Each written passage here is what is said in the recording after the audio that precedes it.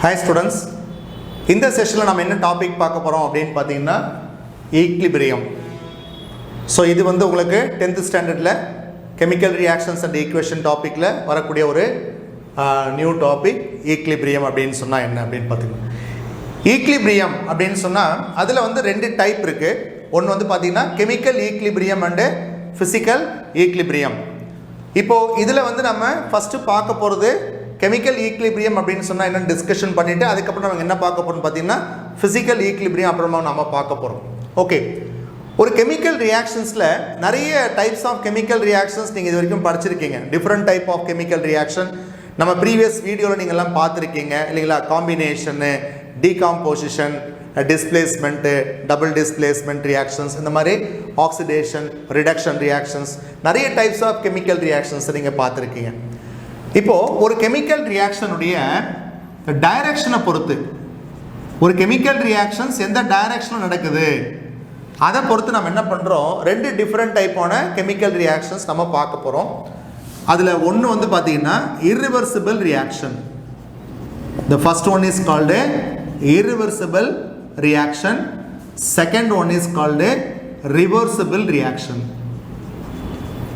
Irreversible reaction. Another one is called a reversible reaction. Okay, இது வந்து எதை பொறுத்து ஒரு கெமிக்கல் ரியாக்ஷன்ஸ் அந்த என்ன டைரக்ஷன் அந்த கெமிக்கல் ரியாக்ஷன் நடக்குது அதை பொறுத்து நம்ம ரெண்டு டைப்பாக பிரிச்சுட்டோம், irreversible and reversible reactions. You know what is the meaning of irreversible இல்லைங்களா? never turns, திரும்ப நமக்கு கிடைக்காது. இப்போ நிறைய கெமிக்கல் ரியாக்ஷன்ஸில் வந்து பார்த்தீங்கன்னா இப்போ நம்ம வந்து ரியாக்டன்ட் எடுத்துக்கிறோம். இந்த ரியாக்டன்ஸ் என்ன ஆகுது அப்படின்னு பார்த்தீங்கன்னா ப்ராடக்டாக வந்து மாறி போகுது. கரெக்டுங்களா? ப்ராடக்டாக மாறி போயிடுது. ஒன்ஸ் ப்ராடக்டாக மாறிடுச்சுன்னா திரும்பவும் நமக்கு அந்த ரியாக்டன் வந்து கிடைக்காது. புரியுதுங்களா? ஸோ அப்போது எந்த ஒரு கெமிக்கல் ரியாக்ஷனில் அந்த ரியாக்டன்ஸ் வந்து கம்ப்ளீட்டாக ப்ராடக்டாக கன்வெர்ட் ஆகிடுதோ அந்த கெமிக்கல் ரியாக்ஷன் நம்ம என்ன சொல்கிறோம் அப்படின்னு பார்த்தீங்கன்னா irreversible reaction. புரியுதுங்களா? ஸோ மறுபடியும் நமக்கு என்ன கிடைக்காதுன்னு பார்த்தீங்கன்னா அந்த ரியாக்டன்ஸ் வந்து திரும்பவும் கிடைக்காது. ஸோ ஆல்ரெடி நீங்கள் லோயர் கிளாஸில் படித்தது தான் ரிவர்சிபிள் irreversible ப்ராசஸ்லாம் நீங்கள் லோயர் கிளாஸில் படிச்சிருக்கீங்க. இப்போ நம்ம வயசு நம்ம ஏஜ் வந்து ஒரு irreversible, ஒன்ஸ் வந்து ஏஜ் கூட்டிகிட்டே போகுமே தவிர நம்ம பின்னாடி போக முடியாது இல்லைங்களா? அதே மாதிரி தான் இந்த கெமிக்கல் ரியாக்ஷன் நடந்து முடிஞ்சிடுச்சுன்னா திரும்பவும் நமக்கு ரியாக்டன்ட் வந்து கிடைக்காது. இப்போ ஒரு எக்ஸாம்பிள் பாருங்கள். இப்போ நம்ம கார்பன் எடுத்துக்கிறோம். Carbon C plus O2 gives CO2. ஒரு கோல் எடுத்துக்கிறோம். அந்த கோல் வந்து பேர்ன்ட் ஆகுது, வித் ஆக்சிஜன் பேர்ன்ட் ஆகுது. பேர்ன்ட் ஆகிட்டு என்ன ப்ராடக்ட் ஃபார்ம் ஆகுது அப்படின்னு பார்த்தீங்கன்னா கார்பன் டை ஆக்சைடு கேஸ் நமக்கு கிடைக்குது. ஒன்ஸ் இந்த கெமிக்கல் ரியாக்ஷன் கம்ப்ளீட்டாக நடந்து முடிஞ்சிருச்சுன்னா எல்லா கார்பனும் என்ன ஆகுது, பேர்ன்ட் ஆகிட்டு கார்பன் டை ஆக்சைடாக போயிடும். ஓகே, இது கார்பன் டை ஆக்சைடை மாறதுக்கப்புறம் எரிஞ்சு கம்ப்ளீட்டாக முடிஞ்சதுக்கப்புறம் திரும்ப நமக்கு அந்த கார்பன் கிடைக்குமா இல்லை அந்த ஃப்ரீ ஆக்சிஜன் கிடைக்குமான்னு கேட்டால் திரும்ப நமக்கு அந்த கோல் அந்த கார்பன் திரும்ப நமக்கு கிடைக்காது. அப்போது இந்த கெமிக்கல் ரியாக்ஷன் ஒரு பர்டிகுலர் டைரக்ஷனில் நடக்குது. எந்த டைரக்ஷனு? இந்த ஃபார்வேர்ட் டைரக்ஷனில் மட்டும் நடந்து ப்ராடக்டை கொடுத்துரும். இந்த ப்ராடக்ட்லேருந்து திரும்ப நமக்கு இந்த ரியாக்டன்ட்டு கிடைக்காது. அப்போ எந்த ஒரு கெமிக்கல் ரியாக்ஷன் ஒரு பர்டிகுலர் டைரக்ஷனில் நடந்து முடிஞ்சிடுதோ அந்த கெமிக்கல் ரியாக்ஷன் நம்ம என்ன சொல்கிறோம் அப்படின்னு பார்த்தீங்கன்னா irreversible reaction அப்படின்னு சொல்கிறீங்க. ஓகே, இப்போ for example you take methane case எடுத்துக்கிறோம். CH4 நேச்சுரல் கேஸ் எடுத்துக்கிறீங்க. இந்த நேச்சுரல் கேஸ் வந்து it burnt with oxygen. So you will get carbon di oxide and water. புரியுதுங்களா? ஸோ ரெண்டு கெமிக்கல் ரியாக்ஷனுமே நமக்கு என்ன ஃபார்ம் ஆகும்னு கேட்டிங்கன்னா ஹீட் வந்து நமக்கு வந்து லிபரேட் ஆகும். ரெண்டு கெமிக்கல் ரியாக்ஷனுமே எக்ஸோதெர்மிக் ரியாக்ஷன் தான், ஹீட் வந்து லிபரேட் ஆகும். பேலன்ஸ் பண்ணிக்கோங்க. இங்கே 4 ஹைட்ரஜன் இருக்குது, இங்கே 2H2O போட்டுக்கோங்க. ஆக்சிஜன் இங்கே 4 இருக்குது, இங்கே 2O2 நம்ம போட்டுக்கிறோம். Okay right. இந்த கெமிக்கல் ரியாக்ஷன் ஒன்ஸ் இந்த நேச்சுரல் கேஸ் பர்ன்ட் ஆச்சுன்னா அது பாருங்கள் கார்பன் டை ஆக்சைடு வாட்டர் வேப்பராக மேலே போயிடும் இல்லைங்களா? மேலே எவாபரேட் ஆகிட்டு போயிடும். திரும்ப நமக்கு நேச்சுரல் கேஸ் கிடைக்குமா? அதே மாதிரி இப்போ நம்ம வண்டியிலலாம் என்ன யூஸ் பண்ணுறீங்க, பைக்லலாம் பெட்ரோல் போடுறீங்க, காரில் பெட்ரோல் டீசல் போடுறோம். Once that is the petrol is burnt, kerosene is burnt, when LPG is burnt you never get back the reactant again. அப்போது எந்த ஒரு கெமிக்கல் ரியாக்ஷன் ஒரு பர்டிகுலர் டைரக்ஷன் நடந்து அது கம்ப்ளீட்டாக ப்ராடக்டாக மாறிடுதோ அந்த ரியாக்ஷன் நம்ம என்ன சொல்கிறோம், irreversible reaction. Irreversible reaction never turns to backward, you won't get reactant again. Okay, right. அப்போ what is the meaning of reversible reaction. ஒரு ரிவர்சிபிள் ரியாக்ஷன் அப்படின்னு சொன்னால் என்ன? இப்போ ஃபார் எக்ஸாம்பிள் இப்போ நம்ம வந்து ஏன்னு ஒரு ரியாக்டன்ட் எடுத்துக்கிறோம். ஏன்னு ஒரு ரியாக்டன்ட் எடுத்துக்கிறீங்க. இன்னொரு ரியாக்டன்ட் வந்து பார்த்தீங்கன்னா பின்னு ஒரு ரியாக்டன்ட் எடுத்துக்கிறோம். இது ரெண்டும் நீங்கள் கம்பைன் பண்ணுறீங்க. அப்படி கம்பைன் பண்ணும்போது நமக்கு ஏபி அப்படின்னு ஒரு ப்ராடக்ட் கிடைக்குது. ஏபி என்ற ஒரு ப்ராடக்ட் நமக்கு கிடைக்குதுன்னு வச்சுக்கோங்களேன். இப்போ என்ன பண்ணோம், சில கெமிக்கல் ரியாக்ஷன்ஸில் வந்து பார்த்தீங்கன்னா இது வந்து திரும்பவும் இந்த ஏபி என்ன பண்ணும் அப்படின்னு பார்த்தீங்கன்னா டீகம்போஸ் ஆகுது. ஃபார் எக்ஸாம்பிள் முதல்ல ஏவும் பியும் கம்பைன்ட் ஆகிட்டு ஏபி ஃபார்ம் ஆச்சா. ஆஃப்டர் சம் டைம் வந்து பார்த்தீங்கன்னா இந்த ஏபி வந்து திரும்பவும் பிரேக் ஆகிட்டு எதை கொடுக்கும், A and as well as பியை கொடுக்கும். அப்போது இந்த கெமிக்கல் ரியாக்ஷன் வந்து பார்த்தீங்கன்னா ரெண்டு டைரக்ஷனும் நடக்குது. அதாவது ஃபார்வர்ட் டைரக்ஷனும் நடக்கும், அதே மாதிரி பேக்வர்ட் டைரக்ஷன் நமக்கு நடக்குது. இந்த ரியாக்ஷன் நம்ம என்ன சொல்கிறோம் அப்படின்னு பார்த்தீங்கன்னா ரிவர்சிபிள் ரியாக்ஷன் அப்படின்னு சொல்கிறோம். எல்லா கெமிக்கல் ரியாக்ஷன்ஸும் ரிவர்சிபிள் கிடையாது. Most of the chemical reactions are irreversible reactions தான். ஆனால் ஃபியூ ரியாக்ஷன்ஸ் வந்து எப்படி இருக்குன்னு பார்த்தா நேச்சுரலாகவே ரெண்டு டைரக்ஷன் நமக்கு வந்து இந்த கெமிக்கல் ரியாக்ஷன் நடக்கும். அப்போது ஏவும் பியும் சேர்ந்து இந்த ஏபி ஃபார்ம் ஆகுதுல்ல, இந்த ரியாக்ஷன் என்ன சொல்லணும், ஃபார்வேர்ட் ரியாக்ஷன் அப்படின்னு சொல்றீங்க. This is called forward reaction. இப்போ ஏபி ஸ்பிளிட் ஆகிட்டு திரும்ப என்ன கொடுக்கும், ஏவையும் பியும் கொடுக்குது இல்லையா, இந்த ரியாக்ஷன் என்ன சொல்லணும் அப்படின்னு பார்த்தீங்கன்னா பேக்வேர்ட் ரியாக்ஷன் அப்படின்னு சொல்லணும். அப்போது எந்த ஒரு கெமிக்கல் ரியாக்ஷனில் ரெண்டு டைரக்ஷன்லையும் அந்த கெமிக்கல் ரியாக்ஷன் நடக்குதோ நாம் அதை ரிவர்சிபிள் ரியாக்ஷன் அப்படின்னு சொல்கிறோம். Okay right. இப்போ பாருங்கள், ஆரம்பத்தில் நீங்கள் என்ன எடுத்துக்கிறீங்க, ஏவும் பியும் எடுத்துக்கிறீங்க. இப்போ என்ன ஆகுதுன்னு கேட்டால் ஃபார்வேர்ட் ரியாக்ஷன் நடக்க ஆரம்பிக்குது. பிகினிங்கில் ஃபார்வேர்ட் ரியாக்ஷன் ஸ்லோவாக நடக்கும். நடந்து என்ன பண்ணும் அப்படின்னு பார்த்தீங்கன்னா நமக்கு ஏபி வந்து ஃபார்ம் ஆகும். புரியுதுங்களா? இப்போ ஏபியோட அமௌண்ட் இன்க்ரீஸ் ஆன உடனே என்ன பண்ணும், இதனுடைய கான்சன்ட்ரேஷன் இன்க்ரீஸ் ஆன உடனே என்ன பண்ணும், பேக்வேர்ட் ரியாக்ஷன் ஆரம்பிக்கும். அப்போ ஸ்லோவாக பேக்வேர்ட் ரியாக்ஷன் நடக்கும். நடந்து என்ன பண்ணும், திரும்பவும் ஏபியை கொடுக்கும். புரியுதுங்களா? ஏபியை கொடுக்கும். இதனுடைய கான்சன்ட்ரேஷன் இன்க்ரீஸ் ஆன உடனே என்ன பண்ணும், திரும்பவும் என்ன பண்ணும், ஃபார்வேர்ட் ரியாக்ஷன் நடக்கும். அப்போது ஆரம்பத்தில் ஃபார்வேர்ட் ரியாக்ஷன் மட்டும்தான் நடக்கும். புரியுதுங்களா? Some amount of AB form ஆனதுக்கப்புறம் பேக்வேர்டு ஸ்டார்ட் ஆகும். அப்போ ஆரம்பத்தில் வந்து பார்த்தீங்கன்னா டிஃப்ரெண்ட் ஸ்பீடில் இந்த கெமிக்கல் ரியாக்ஷன் நடக்கும். ஃபார்வேர்ட் நடக்கும், இது இன்க்ரீஸ் ஆனோன்னு பேக்வேர்ட் நடக்கும், இது இன்க்ரீஸ் ஆனோன்னு ஃபார்வேர்ட் நடக்கும். இந்த மாதிரி மாறி மாறி நடந்துகிட்டே இருக்கும். ஒரு பர்டிகுலர் ஸ்டேஜுக்கு அப்புறம் என்ன ஆகும்னு பார்த்தீங்கன்னா இந்த ரியாக்ஷனுடைய ஸ்பீடும் இந்த ஃபார்வேர்ட் ரியாக்ஷனுடைய ஸ்பீடும் பேக்வேர்ட் ரியாக்ஷனுடைய ஸ்பீடும் வந்து ஈக்குவலாக மாறும். அப்போது the rate of forward reaction equal to rate of backward reaction. So இதான் வந்து பார்த்தீங்கன்னா கண்டிஷன் ஆஃப் ஈக்லிபிரியம் அப்படின்னு சொல்லுவாங்க. இந்த ஸ்பீடும் ஈக்குவல் ஆகிடும். புரியுதுங்களா? அதை நம்ம கண்டிஷன் ஆஃப் ஈக்லிபிரியம். ஓகே, அப்போது இந்த ரெண்டு ஃபார்வேர்ட் ரியாக்ஷனுடைய ஸ்பீடும் பேக்வேர்ட் ரியாக்ஷன் ஸ்பீடு ஈக்குவல் ஆகுது இல்லையா, இந்த ஸ்டேஜை நம்ம என்ன சொல்கிறோம் பார்த்தீங்கன்னா ஈக்லிபிரியம் அப்படின்னு சொல்கிறீங்க. அப்போ what is the meaning of chemical equilibrium? ஒரு கெமிக்கல் ஈக்லிபிரியம் அப்படின்னு சொன்னால் the rate of forward reaction equal to rate of the backward reaction. இப்போ பசங்க நீங்கள் வந்து பார்க்லாம் போனீங்கன்னா சீசா விளையாடுறீங்க இல்லைங்களா? சீசா ஒரு பக்கம் இப்படி மேலே போகும், இன்னொன்று கீழே இறங்கும், திரும்ப இது கீழே இறங்கி இது மேலே போகும். அப்படி விளையாடிட்டே இருக்கும்போது கடைசியில் என்ன பண்ணுறீங்க, ரெஸ்ட் பொசிஷன் வரும்போது ரெண்டுமே ஈக்குவல் ஆகிடுது இல்லைங்களா? அதை நம்ம என்ன சொல்கிறோம், ஈக்லிபிரியம். அப்போது இந்த கெமிக்கல் ரியாக்ஷனில் புரியுதுங்களா? ஸோ இந்த ரியாக்டன்ட் ப்ராடக்டாக மாறும்போது ஃபஸ்ட்டு ப்ராடக்ட் இன்க்ரீஸ் ஆகுது.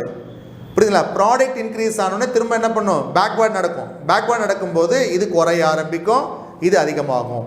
அப்போ ரியாக்டன்ட் அதிகமாகும் இல்லைங்களா, இது கீழே போயிடும். திரும்ப என்ன பண்ணும், ஃபார்வேர்ட் நடக்கும்போது இது குறையும். அப்போ backward forward up and down போயிட்டே இருக்கும். ஒரு பர்டிகுலர் ஸ்டேஜுக்கு அப்புறம் என்ன ஆகுன்னு பார்த்தீங்கன்னா உங்களுக்கு ரெண்டுமே ஈக்குவல் ஸ்பீடில் வந்து நிற்கும். அதுதான் கண்டிஷன் ஆஃப் என்ன சொல்கிறோம் நம்ம ரிவர்சிபிள் ரியாக்ஷன். அதனால தான் இந்த ரியாக்ஷன் இன்னொரு பேர் வந்து நம்ம என்ன சொல்கிறோம் பார்த்தீங்கன்னா ஈக்லிபிரியம் ரியாக்ஷன் அப்படின்னு சொல்கிறோம். அப்போது ஒரு ஈக்லிபிரியம் ரியாக்ஷன்ஸில் வந்து பார்த்தீங்கன்னா இது ஒரு கண்டிஷன் க்ளோஸ்டு வெசலில் நடக்கணும். புரியுதுங்களா? இந்த ரியாக்ஷன் ஒரு க்ளோஸ்டு வெசலில் நடக்கணும். இதில் ஏதாவது ஒரு ரியாக்டன்ட் கேஸாக இருந்து எஸ்கேப் ஆச்சுன்னா என்ன ஆகும், அந்த ஈக்லிபிரியம் நமக்கு ஸ்டாப் ஆகிடும். அப்போது ஒரு இரிவர்சிபிள் ரியாக்ஷனில் நீங்கள் சிங்கிள் ஆரோ மார்க் யூஸ் பண்ணுறீங்க, ஒரு ரிவர்சிபிள் ரியாக்ஷனில் டபுள் ஆரோ மார்க் யூஸ் பண்ணுறோம். டிஃப்ரென்ஸ் புரிஞ்சு போச்சிங்களா? ஓகே, இங்கே வந்து at the end of the reaction product மட்டும்தான் இருக்கும். ஒரு ரியாக்ஷன் முடிஞ்சதுக்கு அப்புறம் ப்ராடக்ட் மட்டும்தான் இருக்கும், ரியாக்டன்ட் இருக்காது. ஆனால் இங்கே பாருங்க, ஒரு ரிவர்சிபிள் ரியாக்ஷனில் எனி டைம் நம்ம டெஸ்ட் பண்ணி பார்த்தோம்னா அதில் ஏவும் இருக்கும், பியும் இருக்கும், ப்ராடக்ட் ஏபியும் இருக்கும். புரியுதுங்களா உங்களுக்கு? அப்போது இதில் எல்லா ரியாக்டண்ட்டும் ப்ராடக்டாக மாறிச்சுன்னு சொல்ல முடியாது. ஏன்னா உங்களுக்கு ப்ராடக்ட் திரும்ப எதை கொடுக்கும்? ரியாக்டன் கொடுக்கும். அப்போ இந்த ரியாக்ஷன் வெசலில் வந்து பார்த்தீங்கன்னா உங்களுக்கு ஏபி 3 சப்ஸ்டன்ஸுமே இருக்கும். பட் அதனுடைய கான்சன்ட்ரேஷன், அதனுடைய அமௌண்ட் வந்து கான்ஸ்டண்ட்டாக இருக்கும். அப்போ வந்து பார்த்தீங்கன்னா உங்களுக்கு ஸோ இந்த கண்டிஷனில் ஈக்லிபிரியம் என்ற கண்டிஷனில் உனக்கு ஏவோட கான்சன்ட்ரேஷனோ பியோட கான்சன்ட்ரேஷனோ இல்லை ஏபியோட கான்சன்ட்ரேஷனோ எதுவுமே என்ன ஆகுதுன்னு பார்த்தீங்கன்னா உங்களுக்கு சேஞ்ச் ஆகாது. At equilibrium the concentration of the reactant and product வந்து remains constant, அது வந்து ஆல்டர் ஆகாது. ஓகே, சரி, இந்த கெமிக்கல் ரியாக்ஷன்ஸ் எப்போ முடியும் அப்படின்னு பார்த்தீங்கன்னா நாம் டிஸ்டர்ப் பண்ணுற வரைக்கும் அந்த கெமிக்கல் ரியாக்ஷன் முடியாது, தொடர்ந்து என்ன பண்ணும்? நடந்துக்கிட்டே இருக்கும். இந்த கெமிக்கல் ரியாக்ஷன்ஸ் தொடர்ந்து நடந்துக்கிட்டே இருக்கிறதுனால இது நம்ம என்ன சொல்லணும்னு பார்த்தீங்கன்னா டைனமிக் ஈக்லிபிரியம் அப்படின்னு சொல்கிறீங்க. why the chemical equilibrium reactions are dynamic equilibrium? This equilibrium never stops. இல்லையா? அது நிற்காது, நடந்துக்கிட்டே இருக்கும். the rate of the forward reaction equal to rate of the backward reaction. ரெண்டு பக்கமும் ரியாக்ஷன்ஸ் தொடர்ந்து நடந்துகிட்டே இருக்கிறதுனால நாம் இந்த ரியாக்ஷன் என்ன சொல்கிறோம் அப்படின்னு பார்த்தீங்கன்னா இது வந்து ஒரு டைனமிக் ஈக்லிபிரியம் அப்படின்னு சொல்கிறோம். அப்போது இந்த கெமிக்கல் ரியாக்ஷன் வந்து 1 டைரக்ஷனில் நடக்கும், இந்த கெமிக்கல் ரியாக்ஷன் வந்து 2 டைரக்ஷனில் நடக்கும். இந்த ரியாக்ஷன் ஃபாஸ்ட்டாக நடக்கும், இந்த ரியாக்ஷன் வந்து ஸ்லோவாக நடக்கும். at the end of the reaction there is no reactant, product மட்டும்தான் இருக்கும். இது வந்து பார்த்தீங்கன்னா எனி டைம் அட் ஈக்லிபிரியம் இதில் ரியாக்டன்ட் இருக்கும், ப்ராடக்ட் இருக்கும். இதில் நீங்கள் ஏதாவது ஒன்று ரிமூவ் பண்ணிங்கன்னா அந்த சிஸ்டம் வந்து என்ன ஆகும் அப்படின்னு பார்த்தீங்கன்னா உங்களுக்கு அஃபெக்ட் ஆகும். ஓகே ஸ்டூடெண்ட்ஸ், இப்போ நம்ம அடுத்து வந்து இந்த ரிவர்சிபிள் ரியாக்ஷன்ஸ்க்கு இன்னும் சில எக்ஸாம்பிள்ஸ் பார்க்க போகிறோம். ஸ்டூடெண்ட்ஸ் கவனிங்க, example for equilibrium reaction, chemical equilibrium ரியாக்ஷன்ஸ்க்கான example. For example you see that first one, H2 plus I2 gives 2HI. H2 plus I2 gives 2HI. Hydrogen gas, iodine gas, HI also gaseous state. ஆரம்பத்தில் நீங்கள் எதை எடுத்துப்பீங்க? இந்த ஹைட்ரஜனையும் அயோடினையும் mix பண்ணுவீங்க, நமக்கு என்ன form ஆகும்? HI form ஆகும். திரும்ப இந்த HI வந்து பிரேக் ஆகிட்டு டீகம்போஸ் ஆகிட்டு திரும்ப என்ன கொடுக்கும்? H2I2 கொடுக்கும். இந்த கெமிக்கல் ரியாக்ஷன் 2 டைரக்ஷனில் மாறி மாறி நடந்துகிட்டே இருக்கும். ஸோ அப்போது இந்த நம்ம என்ன பண்ணுறோம்? RF அப்படின்னு போட்டுருவோம். RFன்னா ரேட் ஆஃப் ஃபார்வர்ட் ரியாக்ஷன், இங்கே RBன்னு போட்டால் ரேட் ஆஃப் பேக்வர்ட் ரியாக்ஷன். இப்போது RF equal to RB, the rate of forward reaction equal to rate of backward reaction. இதை நம்ம என்ன சொல்கிறோம்? Equilibrium. This is called the chemical equilibrium. What is the condition of chemical equilibrium? The rate of forward equal to rate of backward reaction. Okay, இப்போ அடுத்த example பாருங்கள். இன்னொரு example வந்து பார்த்தீங்கன்னா PCl5. PCl5னா பாஸ்பரஸ் பென்டாக்ளோரைட். இது வந்து டீகம்போஸ் ஆகும். டீகம்போஸ் ஆகும்போது என்ன ஃபார்ம் ஆகும்னு கேட்டால் PCl3 அண்டு Cl2 ஃபார்ம் ஆகும். PCl3 அண்ட் Cl2 ஃபார்ம் ஆகும். Okay right. இந்த இடத்துல வந்து பார்த்தீங்கன்னா உங்களுக்கு இந்த PCl5 டீகம்போஸ் ஆகிட்டு PCl3 Cl2 ஆரம்பத்தில் நீங்கள் எதை எடுத்துப்பீங்க? PCl5 மட்டும் எடுத்துப்போம். இந்த PCl5 ஸ்லோவாக டீகம்போஸ் ஆகிட்டு PCl3யும் Cl2வும் ஃபார்ம் ஆகுது. இது ஃபுல்லாக ஒரு க்ளோஸ்டு வெசலில் இருக்குது. இந்த என்டையர் ரியாக்ஷன் எங்கே நடக்குதுன்னு கேட்டால் ஒரு க்ளோஸ்டு வெசல் நடக்குது, வெளியில் போகாது, எதுவும் எஸ்கேப் ஆகாது. ஸோ இந்த மாதிரி ஒரு பீக்கர் எடுத்துக்கிறோம். இந்த மாதிரி ஒரு பீக்கரில் க்ளோஸ்டு பீக்கரில் தான் என்ன மிக்ஸ் பண்ணுறீங்க? PCl5 நம்ம எடுத்துக்கிறோம்.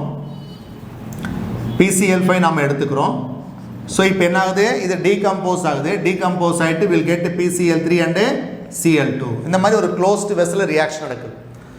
இப்போ என்ன பண்ணும்? திரும்ப இந்த PCl3யும் Cl2 என்ன ஆகும்? ஒன்னோட ஒன்று கம்பைண்ட் ஆகும். எப்போ கம்பைண்ட் ஆகுன்னு கேட்டால் ஒன்ஸ் இந்த PCl5 ஸ்ப்ளிட் ஆகிட்டு இதனுடைய கான்சன்ட்ரேஷன் இன்க்ரீஸ் ஆன உடனே இது ரெண்டும் ஒன்னோட ஒன்று சேர்ந்து பேக்வேர்ட் நடக்கும். அப்போது இது வந்து ஃபார்வேர்ட் ரியாக்ஷன். இது வந்து நம்ம என்ன சொல்கிறோம்? பேக்வேர்ட் ரியாக்ஷன் அப்படின்னு சொல்கிறீங்க. ஓகே ஸ்டூடெண்ட்ஸ், அப்போது ஃபார்வேர்ட் ரியாக்ஷன் நடக்கும்போது PCl3யும் Cl2வும் இன்க்ரீஸ் ஆகும். இதனோட கான்சன்ட்ரேஷன் இன்க்ரீஸ் ஆச்சுன்னா இது ரெண்டும் ஒன்னோட ஒன்று கம்பைண்ட் ஆகிட்டு திரும்பவும் பேக்வேர்ட் நடக்கும். பேக்வேர்ட் நடக்கும்போது இதனோட கான்சன்ட்ரேஷன் இன்க்ரீஸ் ஆகும். ஓகே, அப்போது ஃபார்வேர்ட் நடக்கும்போது ப்ராடக்ட் கான்சன்ட்ரேஷன் இன்க்ரீஸ் ஆகும். பேக்வேர்ட் நடக்கும்போது ரியாக்டன்ட் கான்சன்ட்ரேஷன் இன்க்ரீஸ் ஆகும். ஒரு பர்டிகுலர் ஸ்டேஜ்க்கு அப்புறம் பார்த்தீங்கன்னா உங்களுக்கு ரெண்டு ஸ்பீடு வந்து ஈக்குவல் ஆகிடும். அந்த ஸ்டேஜில் உங்களுக்கு இந்த PCl5, PCl3 அண்ட் Cl2 இதனோட கான்சன்ட்ரேஷன் வந்து வேரி ஆகாது. அந்த ஸ்டேஜ் நம்ம என்ன சொல்கிறோம்னு பார்த்தீங்கன்னா ஈக்லிபிரியம் அப்படின்னு சொல்கிறீங்க. அப்போது இந்த ஈக்லிபிரியம் ரியாக்ஷன்ஸில் வந்து so any time we can test the equilibrium, we have reactant as well as products inside the vessel. So இன்னொரு எக்ஸாம்பிள் பாருங்கள். இப்போ நம்ம வந்து இப்போ கூல்ட்ரிங்க்ஸ் பாட்டில்லாம் இருக்கு இல்லைங்களா? ஸோ கூல்ட்ரிங்க்ஸ் பாட்டில் என்ன கேஸ் யூஸ் பண்ணுறீங்க நீங்கள்? கார்பன் டை ஆக்சைடு கேஸ் நம்ம யூஸ் பண்ணுறோம். ஏரியேட்டட் ட்ரிங்க்ஸில் வந்து carbon dioxide gas use பண்ணுறீங்க. சோடா வாட்டர்லாம் என்ன கேஸ் இருக்குது? Carbon dioxide. இந்த கார்பன் டை ஆக்சைடு இதில் டிசால்வ் பண்ணுறீங்கன்னா நீங்கள் வாட்டரில் டிசால்வ் பண்ணுறீங்க. ஓகே, சோடா வாட்டரில் என்ன இருக்குது? வாட்டர், அதுக்குள்ளே கார்பன் டை ஆக்சைடை பாஸ் பண்ணியிருக்கிறாங்க. இது ரெண்டும் கம்பைன்ட் ஆகிட்டு ஒரு ஆசிட் ஃபார்ம் ஆகும். அந்த ஆசிட் என்ன ஆசிட் கேட்டால் H2CO3. This acid is called a carbonic acid. புரியுதுங்களா? So carbon dioxide gas dissolves in water forms carbonic acid. இந்த கெமிக்கல் ரியாக்ஷன் கூட என்ன அப்படின்னு பார்த்தீங்கன்னா இது வந்து ஒரு ஈக்லிபிரியம் ரியாக்ஷன் தான். அதாவது CO2வும் வாட்டரும் சேர்ந்து கார்பானிக் ஆசிட் ஃபார்ம் ஆகும். திரும்பவும் கார்பானிக் ஆசிட் ரிவர்ஸில் நடந்து வாட்டரையும் கார்பன் டை ஆக்சைடையும் கொடுக்கும். ஓகே, இப்போ பாருங்கள். ஃபார் எக்ஸாம்பிள், இப்போ நீங்கள் இந்த கூல்ட்ரிங்க்ஸ் பாட்டில் எடுத்துக்கிறீங்க அப்படின்னு பார்த்தீங்கன்னா அதில் என்னென்ன இருக்குன்னு பார்த்தீங்கன்னா வாட்டர் இருக்கும், கார்பன் டை ஆக்சைடு கேஸ் இருக்கும். அதே மாதிரி இந்த கார்பன் டை ஆக்சைடு கேஸ் வாட்டரில் டிசால்வ் ஆகிட்டு கார்பானிக் ஆசிடும் இருக்கும். ஓகே, அப்போது அந்த ஏரியேட்டட் ட்ரிங்க்ஸில் வந்து பார்த்தீங்கன்னா அது ஒரு ஈக்லிபிரியம் ரியாக்ஷன்ஸு. அதில் கார்பன் டை ஆக்சைடு கேஸ் இருக்கும், வாட்டர் இருக்கும், அதுக்கப்புறம் கார்பானிக் ஆசிட் மூணுமே இருக்கும். எப்படி இருக்குன்னு பார்த்தீங்கன்னா இந்த மாதிரி ஒரு ஈக்லிபிரியம் ஸ்டேஜில் இருக்கும். இப்போ நீங்கள் பாட்டில் ஓப்பன் பண்ணுறீங்க. பாட்டில் ஓப்பன் பண்ண என்ன ஆகுதுன்னு கேட்டிங்கன்னா இந்த கார்பன் டை ஆக்சைடு பாட்டிலேருந்து எஸ்கேப் ஆகிடும். கரெக்டுங்களா? அப்போ கார்பன் டை ஆக்சைடு ஃபுல்லாக எஸ்கேப் ஆகிடுது. இப்போ எஸ்கேப் ஆகணும் என்ன ஆகுதுன்னு கேட்டிங்கன்னா இந்த கார்பானிக் ஆசிட் திரும்ப பேக்கில் ரியாக்ஷன் நடந்து இன்னும் கார்பன் டை ஆக்சைடை ப்ரொடியூஸ் பண்ணும். அப்போ இந்த கார்பன் டை ஆக்சைடு குறைஞ்சோடனே என்ன ஆகும்? இந்த கார்பன் டை ஆக்சைடு குறைஞ்ச உடனே உங்களுக்கு பேக்வர்ட் டைரக்ஷன் ரியாக்ஷன் நடக்கும். நடந்து என்ன பண்ணும்? மீதி இருக்கிற அந்த கார்பன் டை ஆக்சைடு ரிலீஸ் பண்ணும். அது நீங்கள் பாட்டில் ஓப்பன் பண்ணோன்னு என்ன ஆகுதுன்னு கேட்டால் அந்த கார்பன் டை ஆக்சைடு கேஸ் வெளியில் வந்துகிட்டே இருக்கும். முதல்ல வந்து இந்த அன்டிசால்வ்டு கார்பன் டை ஆக்சைடு வெளியில் வரும். இந்த கேஸ் எல்லாம் வெளியில் வந்து என்ன பண்ணுன்னு கேட்டிங்கன்னா ரிவர்ஸ் ரியாக்ஷன் நடந்து இதில் இருக்கக்கூடிய கார்பன் டை ஆக்சைடு நமக்கு திரும்ப வந்து ரிலீஸ் ஆகிடும். புரியுதுங்களா? நீங்கள் பாட்டில் ஓப்பன் பண்ணி வச்சிங்கன்னா ஒரு ஸ்டேஜ்க்கு அப்புறம் என்ன ஆகுதுன்னு கேட்டால் மொத்த கார்பன் டை ஆக்சைடுமே உங்களுக்கு அதிலிருந்து எஸ்கேப் ஆகிடும். ஓகே, அந்த டோட்டல் ரிவர்சிபிள் ரியாக்ஷன் கம்ப்ளீட்டாக வந்து ஸ்டாப் ஆகிடும். ஓகே, அந்த பாட்டில் க்ளோஸ்டாக இருக்கிற வரைக்கும் ரெண்டுமே ரிவர்சிபிளில் நடந்துகிட்டே இருக்கும். Once it is open mean the reaction will stop. புரியுதுங்களா? Due to escaping of the carbon dioxide gas. Okay students, so இதெல்லாம் வந்து பார்த்தீங்கன்னா வெரி சிம்பிள் ரியாக்ஷன்ஸ். இன்னொன்று பார்த்தீங்கன்னா ஹைட்ரஜன் பெராக்சைடு H2O2. ஸோ எங்கேயாவது அடிபட்டதுன்னா நம்ம என்ன பண்ணுறோம்? டாக்டர்ஸ் என்ன பண்ணுறாங்க? அந்த இடத்துல வூண்டில் என்ன அப்ளை பண்ணுறாங்கன்னா ஹைட்ரஜன் பெராக்சைடு ஊற்றுவாங்க க்ளீன் பண்ணுறதுக்காக. அந்த இடத்துல பபிள்ஸ் மாதிரி வரும். அது என்ன அப்படின்னு பார்த்தீங்கன்னா இந்த ஹைட்ரஜன் பெராக்சைடு வந்து டீகம்போஸ்ட் இன்டு H2O + O2. இது அந்த O2 தான் பபிள்ஸ் மாதிரி வரும். ஹைட்ரஜன் பெராக்சைடை அந்த வூண்டில் ஆட் பண்ண என்ன ஆகுது? பபிள்ஸ் வருது இல்லையா? என்ன கேஸு? O2 gas. ஆக்சுவலி இந்த கெமிக்கல் ரியாக்ஷன் கூட என்ன தான்? ஒரு ரிவர்சிபிள் ரியாக்ஷன் தான். இந்த பேலன்ஸ் பண்ணி இங்கே 2 வரும், இங்கே 2 வரும். ஓகே, இது வந்து நீங்கள் ஓப்பனில் யூஸ் பண்ணுறீங்க. இந்த கெமிக்கல் ரியாக்ஷன் ஓப்பனில் நடக்கும்போது என்ன ஆகுது? இந்த O2 எஸ்கேப் ஆகிடும். அந்த பபிள்ஸ் என்ன பண்ணும்? அந்த பபிள்ஸில் இருக்கிற ஆக்சிஜன் கேஸ்லாம் வந்து எஸ்கேப் ஆகிடும். ஒன்ஸ் எஸ்கேப் ஆகிடுச்சுன்னா உங்களுக்கு என்ன ரியாக்ஷன் நடக்காது? பேக்வர்ட் ரியாக்ஷன் நடக்காது. அப்போது இந்த ரியாக்ஷன் வந்து ஒரு க்ளோஸ்டு வெசலில் நடக்கும் பொழுது ஈக்லிபிரியமாக இருக்கும். இதுவே ஓப்பனில் நடக்கும்போது என்ன பண்ணும்? எது நடக்காதுன்னு கேட்டிங்கன்னா பேக்வர்ட் ரியாக்ஷன் நடக்காது.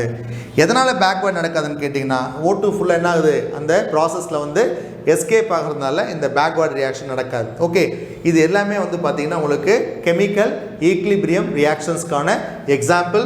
ஒன்று வந்து H2 + I2 gives 2HI. இன்னொன்று வந்து decomposition of PCl5 to PCl3 and Cl2, decomposition of hydrogen peroxide. அதே மாதிரி வந்து பார்த்தீங்கன்னா ஏரியேட்டட் ட்ரிங்க்ஸில் இருக்கக்கூடிய கார்பன் டை ஆக்சைடு எதில் இருக்குன்னு பார்த்தீங்கன்னா உங்களுக்கு ஈக்லிபிரியமில் இருக்குது. ஓகே ஸ்டூடெண்ட்ஸ் கவனிங்க. இப்போ நம்ம அடுத்து பார்க்க போகிறது ஃபிசிக்கல் ஈக்லிபிரியம் அப்படின்னு சொன்னால் என்ன? இது வரைக்கும் நீங்கள் கெமிக்கல் ஈக்லிபிரியத்தில் பார்த்தீங்க, இரிவர்சிபிள் ரியாக்ஷன்ஸ், ரிவர்சிபிள் ரியாக்ஷன்ஸ்லாம் பார்த்தோம். ஒரு ஃபிசிக்கல் ஈக்லிபிரியம் அப்படின்னு சொன்னால் என்ன அப்படின்னு பார்த்தீங்கன்னா the equilibrium between solid and liquid or liquid and gas or vapour or solid and vapour. இந்த மாதிரி ஈக்லிபிரியத்தை நம்ம என்ன சொல்கிறோம் அப்படின்னு பார்த்தீங்கன்னா physical equilibrium. ஒரு physical state இன்னொரு physical state-ஆ மாறுது. For example, ice வந்து என்ன ஆகுது, மெல்ட் ஆகிட்டு வாட்டராக மாறுது இல்லைங்களா? அப்போ ஐஸுக்கும் வாட்டருக்கும் இன் பிட்வீனில் ஒரு ஈக்லிபிரியம் இருக்கும். இதை நம்ம என்ன சொல்கிறோம், ஃபிசிக்கல் ஈக்லிபிரியம். இப்போ இது வந்து அதே வாட்டர் வந்து வாட்டர் வேப்பராக எவாப்ரேட் ஆகும். So there is an equilibrium between liquid water and water vapor. இது வந்து லிக்விடுக்கு கேஸ்க்கு இன்பிட்டு த ஈக்லிபிரியம். இங்கே பாருங்கள், இது வந்து சாலிடுக்கும் கேஸுக்கும் இன்பிட்டு த ஈக்லிபிரியம் ஃபிசிக்கல் ஸ்டேட். அப்போ this equilibrium between solid and liquid, this equilibrium between liquid with gas, this equilibrium between solid and vapor, இந்த மாதிரி in between the physical state இருக்கிற ஈக்லிபிரியம் என்ன சொல்கிறோம், physical equilibrium அப்படின்னு சொல்கிறீங்க. ஓகே, ஒரு சிம்பிள் எக்ஸாம்பிள் பாருங்கள். இப்போ இது வந்து ஒரு கண்டெய்னர். இந்த கண்டெய்னரில் என்ன இருக்குது அப்படின்னு பார்த்தீங்கன்னா ஒரு லிக்விட் இருக்குது. ஓகே, இந்த லிக்விட் வந்து பார்த்தீங்கன்னா இது வந்து ஒரு க்ளோஸ்டு வெசலில் இருக்குது. சப்போஸ் இது வந்து ஒரு ஓப்பன் வெசலாக இருந்தால் என்ன ஆகும்னு பார்த்தீங்கன்னா இந்த சர்ஃபேஸ், ஃபார் எக்ஸாம்பிள் இது வாட்டராக எடுத்துக்கிறீங்க, நீங்கள் வாட்டராக எடுத்துக்கிறீங்க, இந்த சர்ஃபேஸில் இருக்கிற வாட்டர் மாலிகூல்ஸ்லாம் என்ன ஆகும்னு கேட்டிங்கன்னா எவாப்ரேட் ஆகும், வாட்டர் வேப்பராக மாறிட்டே இருக்கும். ஓப்பனாக இருந்தால் என்ன ஆகும், எல்லாமே வந்து உங்களுக்கு அட்மாஸ்பியரில் போய் கலந்து போயிடும்.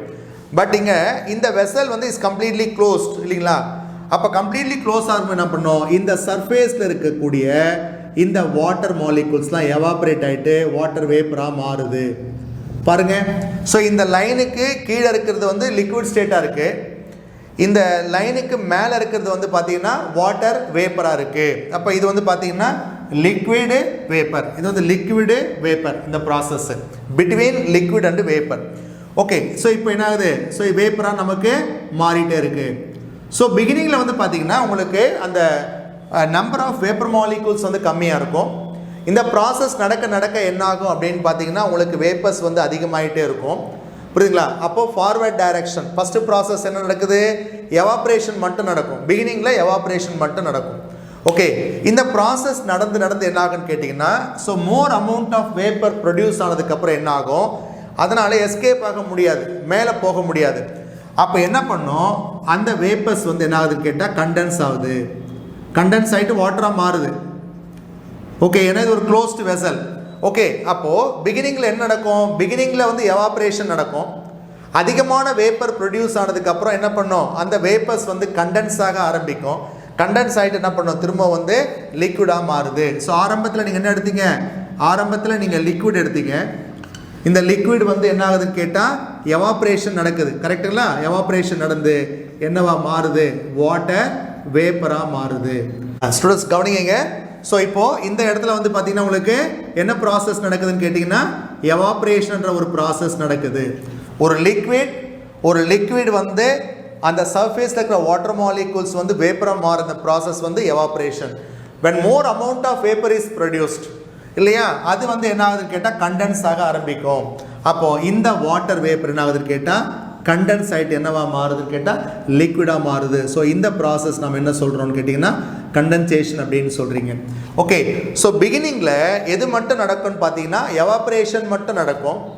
ஸோ அதுக்கப்புறம் என்ன பண்ணுது, ஸ்லோவாக கண்டென்சேஷன் ஆரம்பிக்குது, திரும்ப என்ன பண்ணும், எவாப்ரேஷன் நடக்கும், கண்டென்சேஷன் நடக்கும். ஒரு பர்டிகுலர் ஸ்டேஜுக்கு அப்புறம் பார்த்தீங்கன்னா the rate of evaporation will be equal to rate of condensation. Okay, so இந்த ஸ்டேஜில் வந்து பார்த்தீங்கன்னா எவ்வளோ மாலிகூல்ஸ் ஆஃப் வாட்டர் வந்து எவாப்ரேட் ஆகுதோ அதுக்கு ஈக்குவலண்ட்டான அமௌண்ட் ஆஃப் வாட்டர் மாலிகூல்ஸ் என்ன ஆகுன்னு கேட்டிங்கன்னா கண்டென்ஸ் ஆகும். இந்த ஸ்டேஜை நம்ம என்ன சொல்கிறோம் அப்படின்னு பார்த்தீங்கன்னா ஃபிசிக்கல் ஈக்லிபிரியம் அப்படின்னு சொல்கிறோம். அப்போ what is the meaning of physical equilibrium? At physical equilibrium the rate of evaporation equal to rate of condensation. எவ்வளோ மாலிகூல்ஸ் வேப்பராக எஸ்கேப் ஆகுதோ அதுக்கு ஈக்குவலண்ட் அமௌண்ட் ஆஃப் மாலிகூல்ஸ் என்ன ஆகுன்னு கேட்டால் கண்டென்ஸ் ஆகிட்டு லிக்விடாக மாறிட்டே இருக்கும். இதில் ரெண்டு ப்ராசஸும் அட் ஏ டைம் வந்து நடந்துகிட்டே இருக்கும். அதனால் நம்ம என்ன சொல்கிறதுன்னு பார்த்தீங்கன்னா ஃபிசிக்கல் ஈக்லிபிரியம் அப்படின்னு சொல்கிறோம். ஈக்லிபிரியத்தில் at equilibrium whenever the equilibrium is reached, எப்போ வந்து ஒரு ஈக்லிபிரியம் ரீச் ஆச்சோ அந்த ஸ்டேஜில் வந்து பார்த்தீங்கன்னா ஸோ இந்த அமௌண்ட் ஆஃப் வாட்டரும் சேஞ்ச் ஆகுது, இந்த அமௌண்ட் ஆஃப் வேப்பரும் சேஞ்ச் ஆகுது, அதனுடைய வால்யூம் வந்து பார்த்தீங்கன்னா உங்களுக்கு வந்து ஃபிக்ஸ்ட் அமௌண்ட்டாக இருக்கும். So at equilibrium the volume is constant, இந்த லிக்விடோட வால்யூமும் அதே மாதிரி வேப்பரோட வால்யூம் வந்து கான்ஸ்டண்ட்டாக இருக்கும். அது வந்து என்ன ஆகுதுன்னு கேட்டால் உங்களுக்கு ஈக்லிபிரியத்தில் வந்து மாறாது. அப்போது இந்த மாதிரி ஈக்லிபிரியம் வந்து லிக்விட் வாட்டருக்கு மட்டும் கிடையாது. இந்த மாதிரி equilibrium between solid to liquid இருக்குது, அதே மாதிரி சாலிட் டு வேப்பர் ஆல்சோ இருக்குது. ஓகே, ஸோ இந்த செஷனில் நீங்கள் என்ன தெரிஞ்சுக்கிட்டீங்க அப்படின்னு பார்த்தீங்கன்னா, ஒரு ஈக்லிபிரியம் அப்படின்னு சொன்னால் என்ன அப்படின்னு பார்த்தீங்க, அந்த ஈக்லிபிரியத்தில் ஃபிசிக்கல் ஈக்லிபிரியம் அப்படின்னு ஒன்று இருக்குது, கெமிக்கல் ஈக்லிபிரியம் அப்படின்னு ஒன்று இருக்குது. ஸோ கெமிக்கல் ஈக்லிபிரியம் என்ன, what is the condition of equilibrium, அதில் எக்ஸாம்பிள் ஆஃப் ஈக்லிபிரியம், இதெல்லாம் இந்த செஷன்ஸில் நீங்கள் கோத்ரூ பண்ணிங்க. இந்த டாப்பிக்கை நீங்கள் இன்னொரு முறை நல்லா பார்த்துக்கங்க, எக்ஸாம்பிள்ஸ்லாம் நீங்கள் கோத்ரூ பண்ணிக்கங்க. ஹையர் ஸ்டடீஸில் ஸோ டீட்டெயிலில் நீங்கள் 11th 12th இந்த டாப்பிக்கை இன்னும் டென்ஸாக நீங்கள் படிப்பீங்க. Okay students, thank you.